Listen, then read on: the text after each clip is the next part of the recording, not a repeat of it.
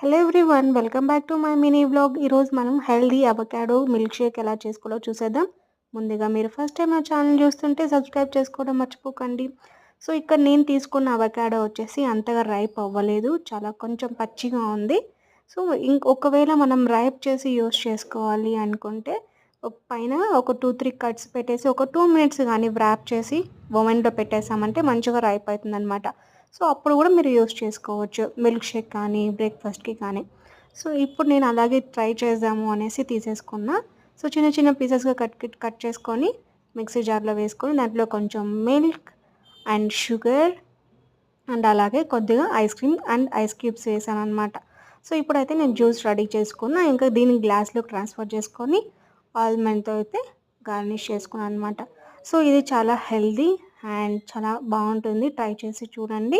నచ్చినట్లయితే లైక్ చేసి సబ్స్క్రైబ్ చేసుకోండి.